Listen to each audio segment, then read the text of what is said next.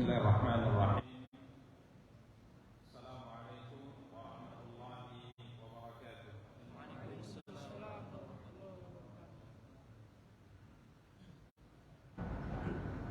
Innal hamdalillah nahmaduhu wa nasta'inuhu wa nastaghfiruh wa na'udzu billahi min shururi anfusina wa min sayyiati a'malina.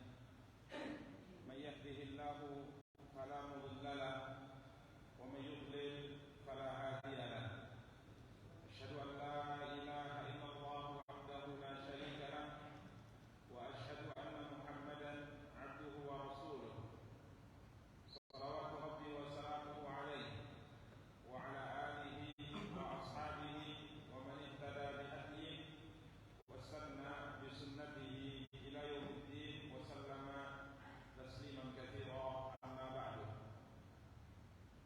إخواني وأخواتي والمسلمين والمسلمات رحمني ورحمكم الله جميعا.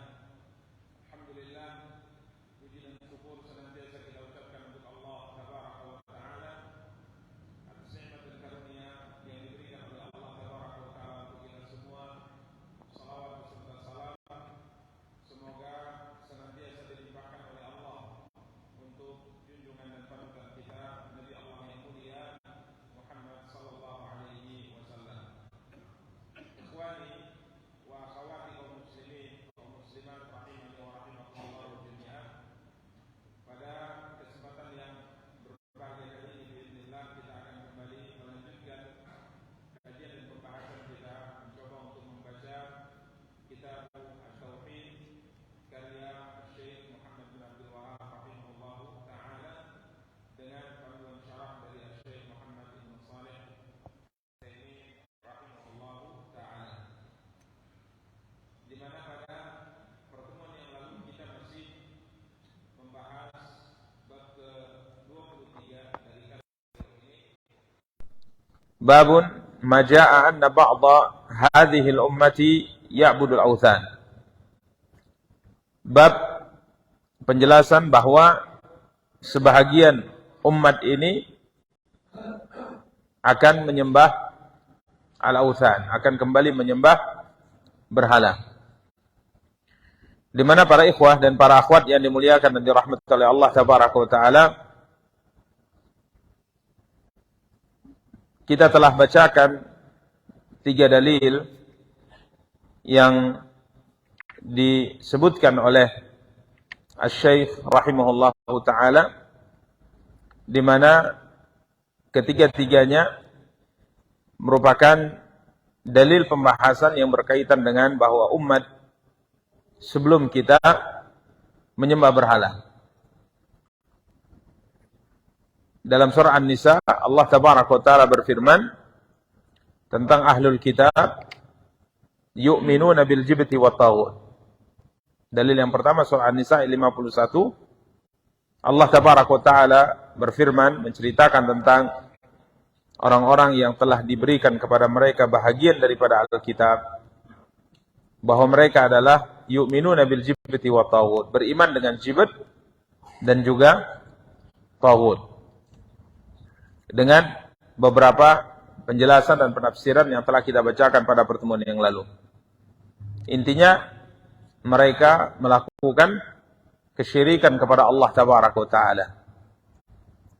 Kemudian dalil yang kedua dalam surah Al-Maidah ayat 60 juga menceritakan tentang orang-orang sebelum kita dari kalangan Yahudi, di mana Allah Tabaraka wa Ta'ala berfirman bahwa mereka la'anahullah wa ghadiba alaihi wa ja'ala minhumul qiradata wal khanazira wa 'abadat taghut. Mereka adalah orang-orang yang dilaknat oleh Allah dan dimurkai oleh Allah, dan Allah Tabaraka wa Ta'ala jadikan di antara mereka al-qiradah wal khanazir, kera dan babi, wa 'abadat taghut, dan juga penyembah taghut, penyembah berhala. Kemudian yang ketiga, dalil yang telah kita bacakan pada pertemuan yang lalu, apa yang difirmankan oleh Allah dalam surat Al-Kahfi ayat 21. Tatkala Allah Tabaraka wa Ta'ala bercerita tentang orang-orang yang hidup di masa Ashabul Kahfi. Setelah Ashabul Kahfi meninggal, maka Allah berfirman, qala alladziina ghalabu ala amrihim lanattakhidanna 'alaihim masjida. Berkatalah orang-orang yang menguasai urusan mereka, yakni para pemimpin masyarakat di saat itu, mereka berkata, lanattakhidanna 'alaihim masjida. Kita akan jadikan kuburan mereka atau gua mereka sebagai tempat ibadah.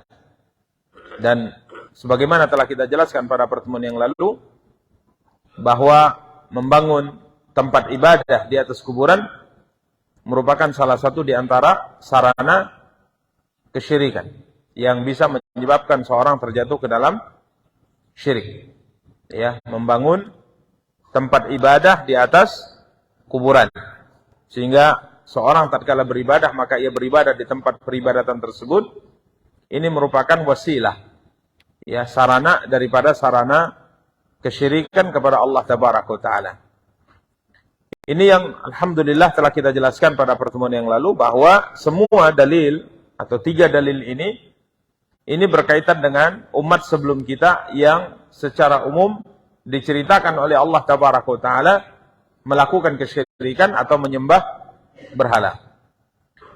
Adapun keterkaitan bab yang disebutkan oleh beliau, penjelasan bahwa sebagian umat ini akan menyembah berhala, maka ini kita bisa pahami dari hadis Abu Sa'id Al-Khudri radhiyallahu anhu. Ini dalil yang keempat dari sabda Nabi kita yang mulia sallallahu alaihi wasallam yang disebutkan oleh penulis. Dari Abu Sa'id Al-Khudri radhiyallahu anhu, anna Rasulullah sallallahu alaihi wasallam qala, la tattabi'unna sanana, dan juga bisa dibaca dengan sunana, man kana qablakum. La tattabi'unna sanana au sunana man kana qablakum. Hadwal quddati bil quddah. Hadwa al quddati bil quddah. Ini riwayat dalam Musnad Imam Ahmad. Riwayat dalam Musnad Imam Ahmad dengan kalimat hadwal quddati bil quddah. Ya, jadi ini terjadi pencampuran penyebutan riwayat. Kalau yang di dalam Sahih Bukhari dan Muslim tidak dengan lafaz ini. Hadwal quddati bil quddah, hatta law dakhalu juhra dhabbin la dakhaltumu. Qalu ya Rasulullah al-yahuda wan nasara. Qala faman.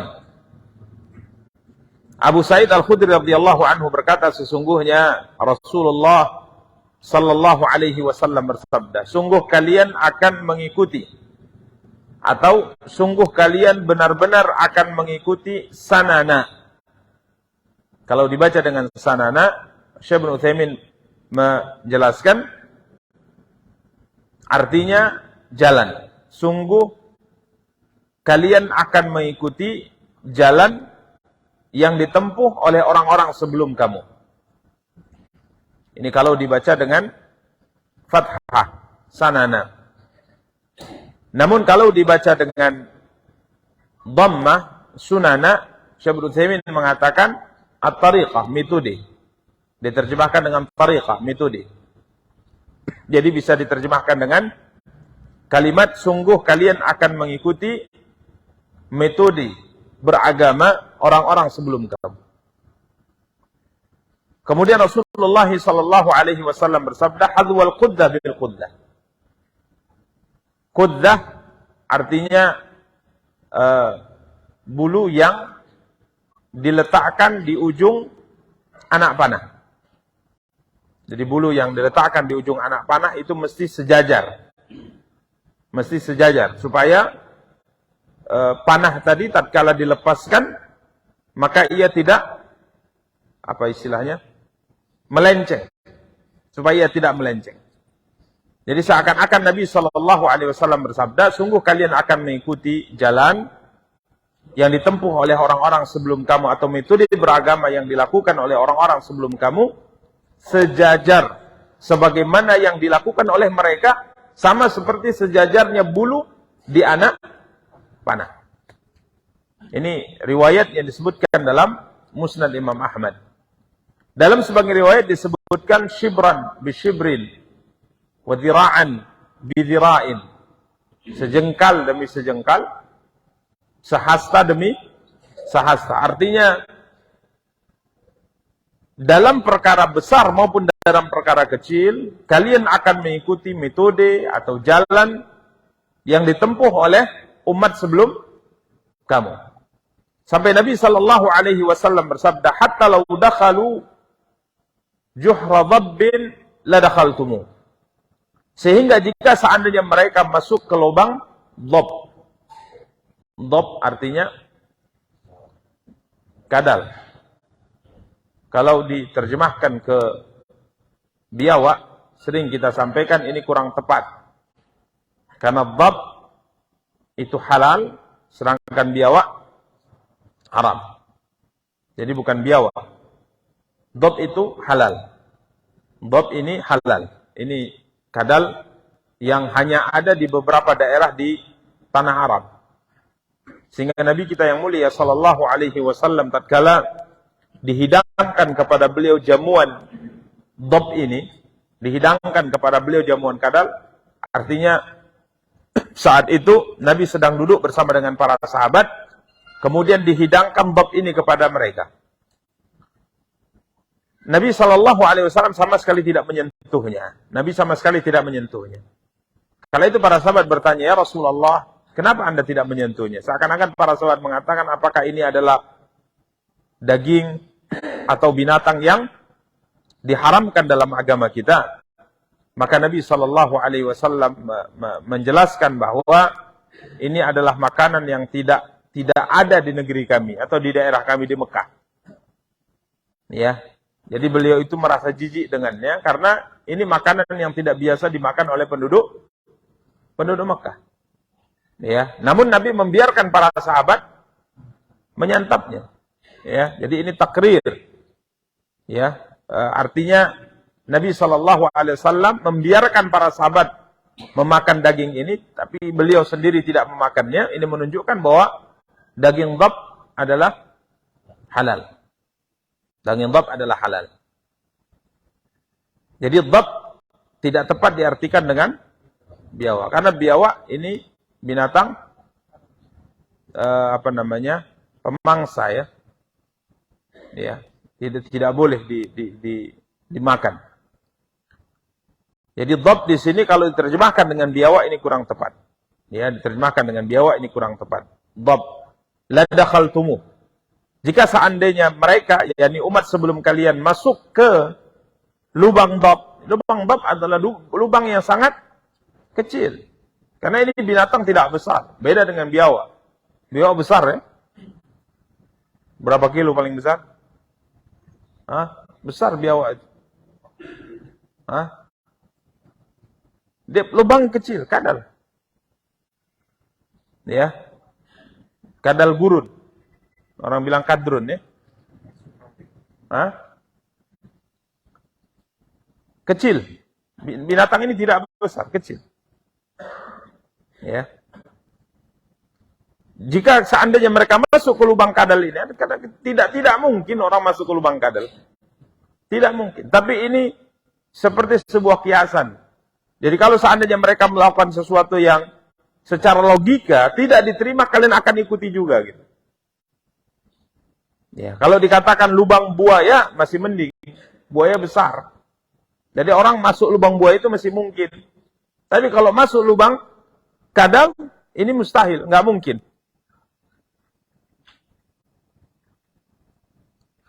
Mati.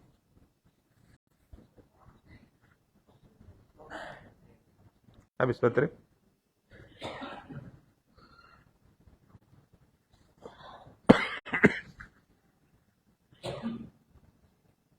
Lepas. Yang mana? Oh. Baik, kita lanjutkan. Baik. Jadi masuk lubang kadal ini sebenarnya tidak mungkin. Tapi begitulah kiasan yang disampaikan oleh Nabi kita yang mulia sallallahu alaihi wasallam. Maka para sahabat berkata, seakan-akan mereka heran, ya, bagaimana umat kita akan mengikuti jalan atau menempuh jalan atau mengikuti metode beragama orang sebelum kita, sekalipun mereka masuk lubang kadal, umat kita akan ikut masuk ke dalamnya. Maka mereka berkata, ya Rasulullah, al-Yahuda wan Nasara, apakah yang kau maksud adalah orang-orang Yahudi dan orang-orang Nasara? Atau bisa juga kita baca al-Yahudu wan Nasara dengan dhammah. Ahumul Yahudu wan Nasara, apakah mereka Yahudi dan Nasrani? Yani dua umat yang ada sebelum kita. Yahudi adalah pengikut Nabi Musa alaihi salam. Mereka disebut Yahudi, konon ceritanya karena nisbat kepada orang tua mereka, yakni Yahuda, anak dari Yakub alaihi salam. Yahuda. Ya. Ini yang disebutkan oleh sebagian para ulama di antara Syekh Ibnu Utsaimin rahimahullahu taala.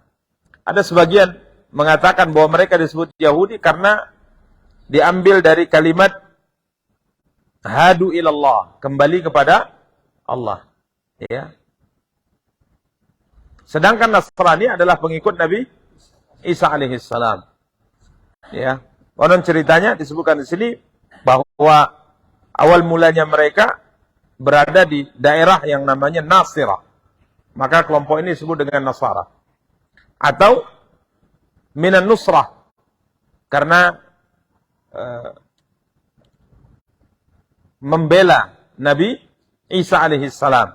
Sebagaimana yang Allah tabaraka wa ta'ala sebutkan dalam surat Shaf ayat 14 yang dikenal dengan Hawariyun. Maka Nabi Isa bertanya kepada mereka, man ansari ilallah? Qala al-hawariyuna nahnu ansarullah. Nabi Isa bertanya kepada mereka, siapakah yang menolongku?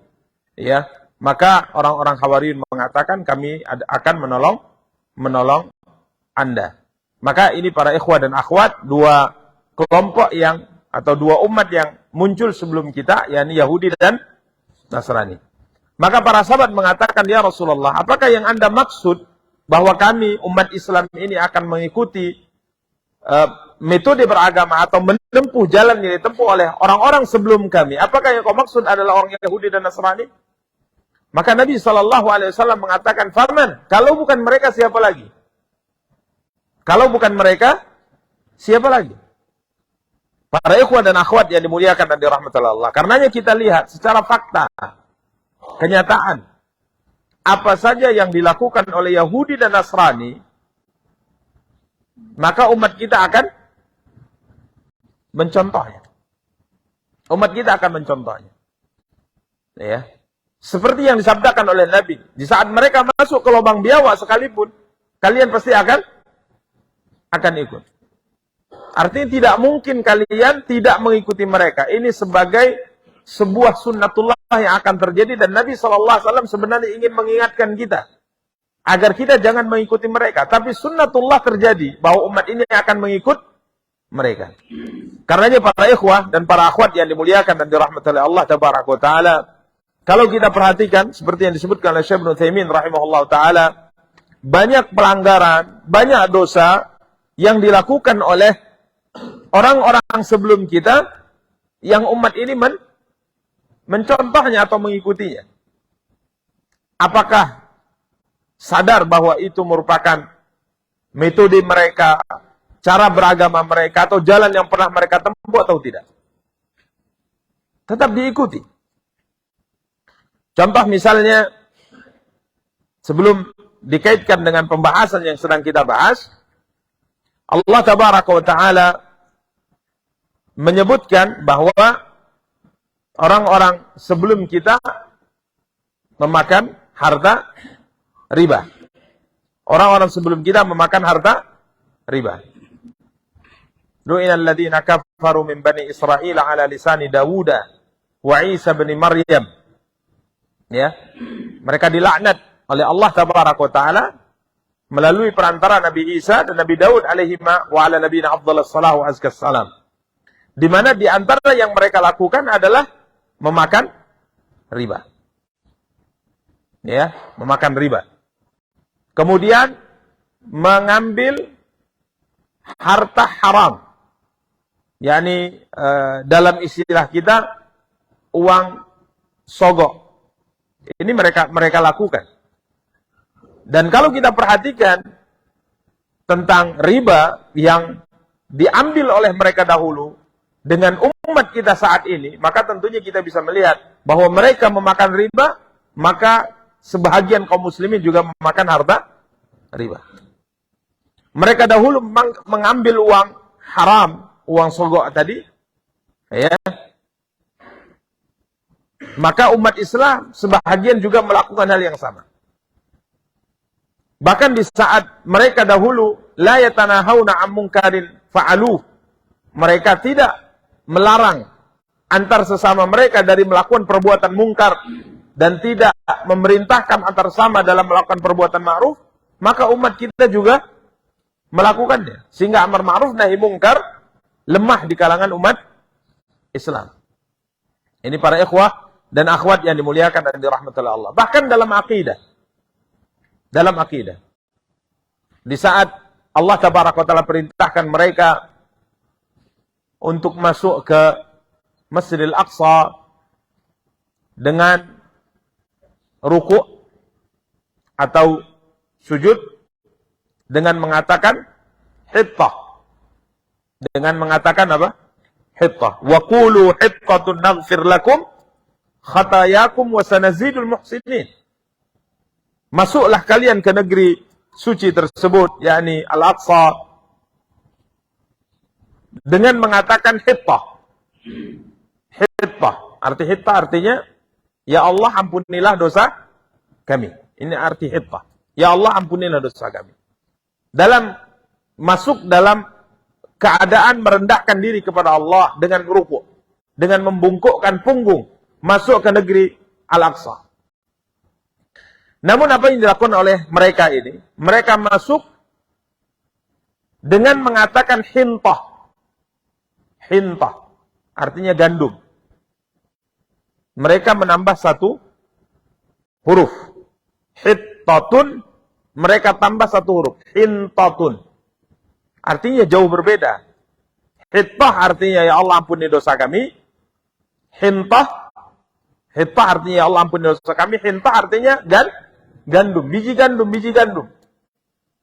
Kenapa? Karena di saat mereka masuk ke Masjid Al-Aqsa, mereka sebelumnya telah dihukum oleh Allah tabaraka wa taala terdampar di tengah padang pasir selama 40 tahun. 40 tahun.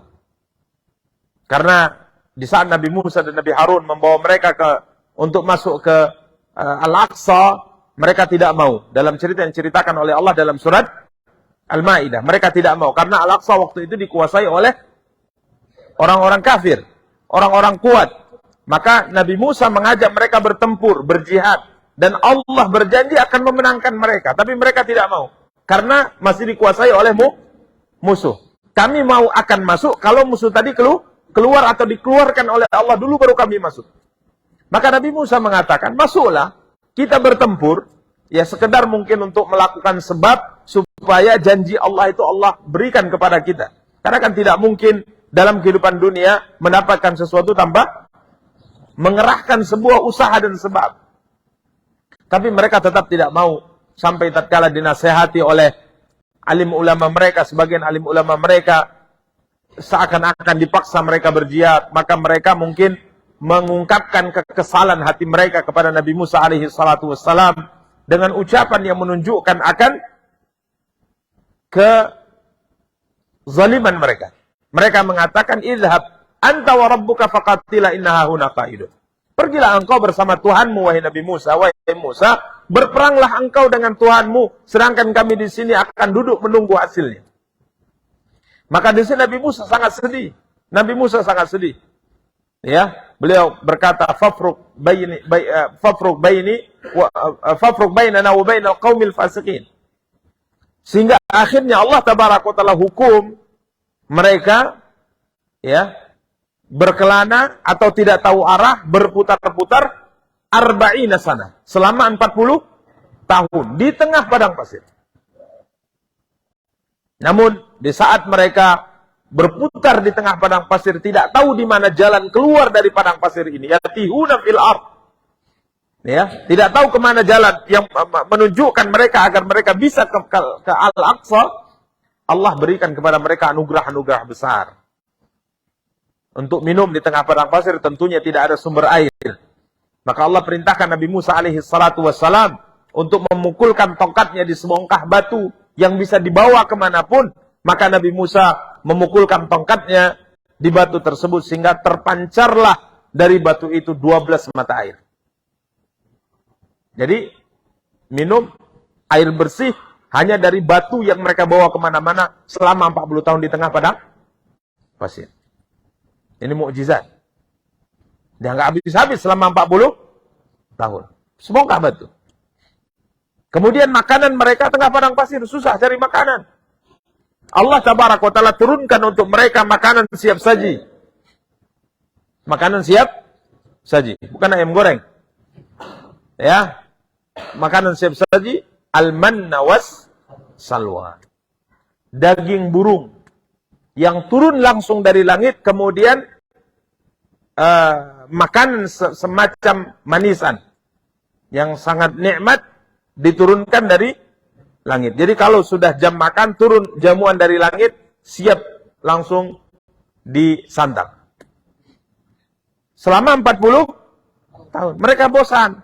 Mereka minta bawang putih, mereka minta bawang merah, mereka minta kol, mereka minta sayuran. Waktu itu Nabi Musa sampai marah kepada mereka. Kenapa kalian meminta sesuatu yang rendah untuk menggantikan sesuatu yang mulia?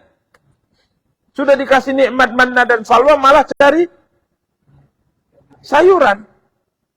Artinya kalau cari sayuran kemanapun kita pergi dapat sayurannya. Tapi kalau manna dan salwa ini anugerah Allah yang istimewa. Gitu. Karena mungkin sudah lama ya, wallahu alam, sudah lama mereka tidak makan gandum.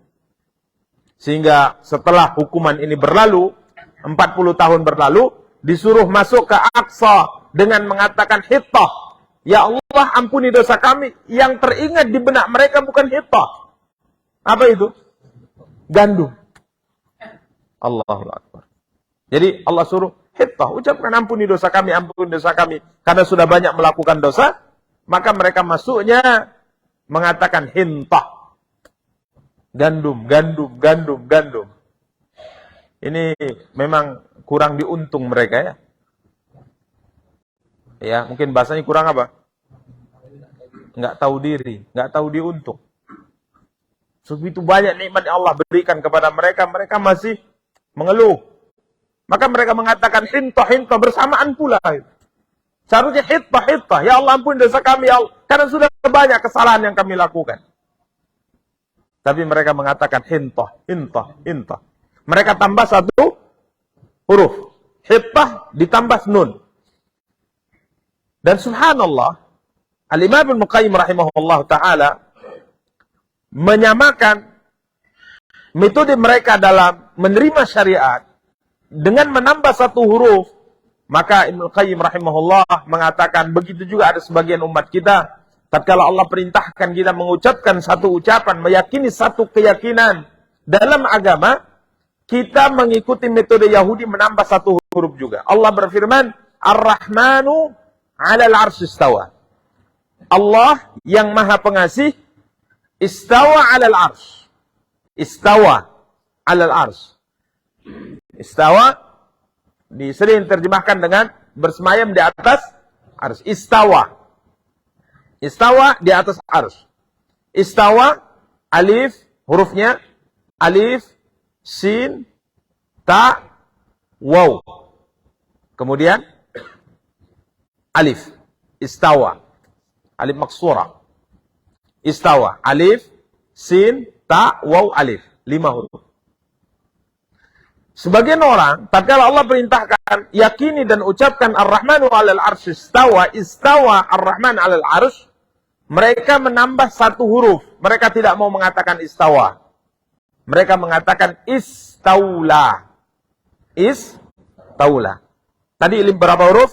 5 huruf. Ini mereka tambah 1 huruf. Alif, sin, ta, waw, lam, alif maksura. Jadi 6. Sama seperti Yahudi tadi. Hittatun.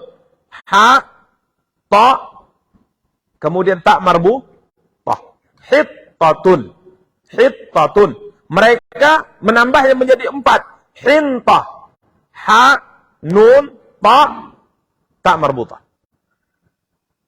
Jadi metode Yahudi dalam menerima aturan syariat seharusnya 3 huruf. Mereka tambah menjadi 1 sehingga menjadi 4. Maka sebagian orang diperintahkan Allah untuk mengatakan bahwa Allah istawa 'alal 'arsy, seharusnya 5 huruf mereka tambah lam menjadi istaula, yang artinya menguasai. Jadi mereka mengatakan bahwa tidak mungkin Allah istawa 'alal 'arsy, tapi yang benar adalah Allah menguasai arsy. Allah menguasai arsy. Padahal kalau bahasa menguasai berarti sebelumnya tidak dikuasai. Ada satu daerah dikuasai oleh si fulan, berarti sebelumnya dikuasai oleh yang lain. Lalu siapa yang dikalahkan oleh Allah sehingga Allah bisa menguasai arsy? Maka Ibnu Qayyim rahimahullah berkata, nunul yahudi wala mujahmiyin huma fi wahyi rabbil arsy zaidatani. Umiral yahudu bi ayyakulu hittah fa'abaw wa qalu hintatun lihawani. Wa kadzalikal jahmiyu qila lahu istawa fa'aba wa zada al-harfa lin-nuqsani. Jadi sama. Yahudi diperintahkan mengucapkan hittah, mereka nambah 1 nun, mereka mengatakan hintah. Orang-orang Jahmiyah diperintahkan mengatakan istawa, mereka tidak mau mengatakan istawa, mereka tambah 1 huruf, mereka mengatakan istaula. Jadi para ikhwah dan akhwat yang dimuliakan dan dirahmati Allah, apapun yang dilakukan oleh umat sebelum kita dari Yahudi dan Nasrani pasti akan dicontoh oleh sebahagian daripada umat Islam.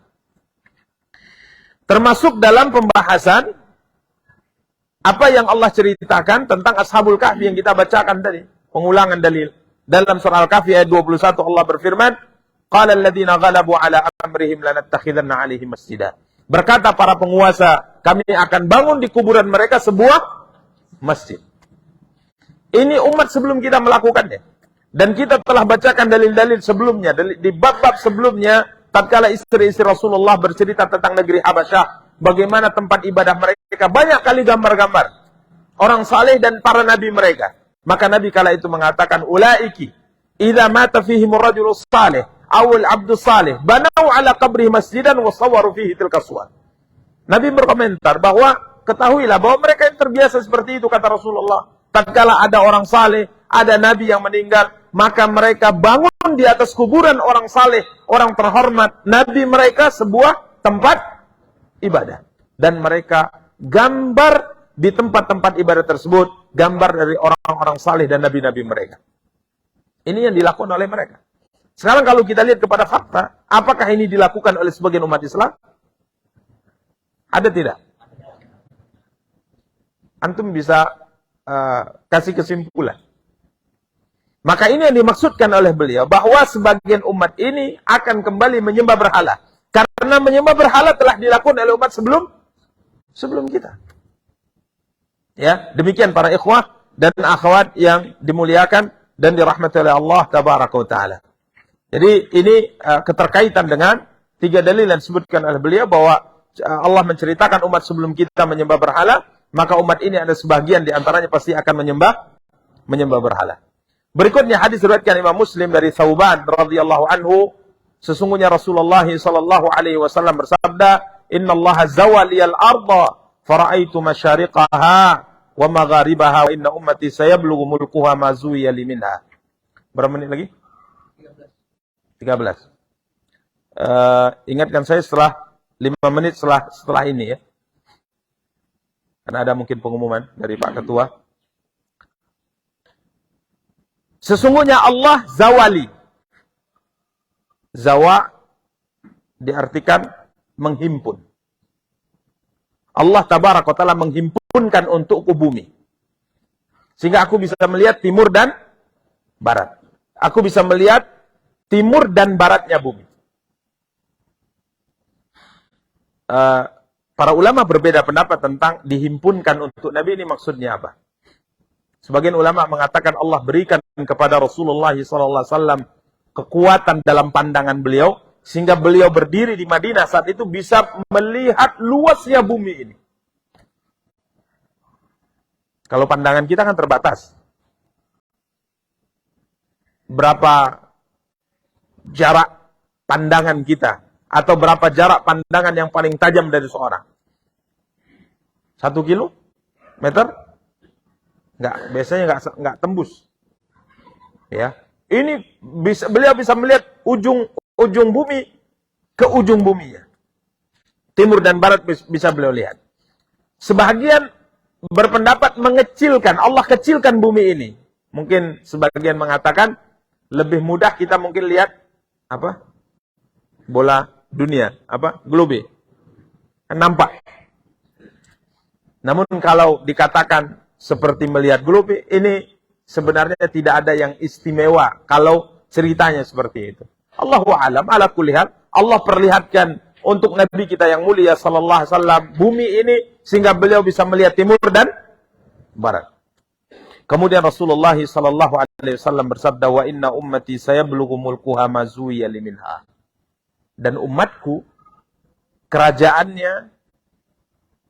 umatku, kepemimpinan umatku akan sampai ke tempat yang Allah dekatkan bumi itu kepadaku.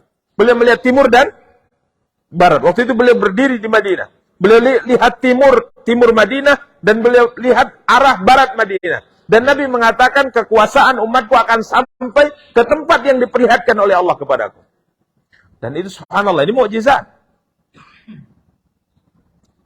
Kekuasaan Islam di zaman setelah Rasulullah SAW tatkala berbicara sampai ke timur, maka sampai kerajaan Islam itu sampai ke India. Sampai ke mana? Ke India. Khilafah Islamiyah itu sampai ke India. Kemudian kalau kita lihat barat, maka khilafah Islamiyah sampai ke Spanyol. Sampai ke Spanyol. Sehingga beberapa kota-kota yang saat ini masih ada di Spanyol itu tertulis dengan baik di dalam catatan sejarah Islam. Dalam catatan sejarah Islam. Seperti Madrid.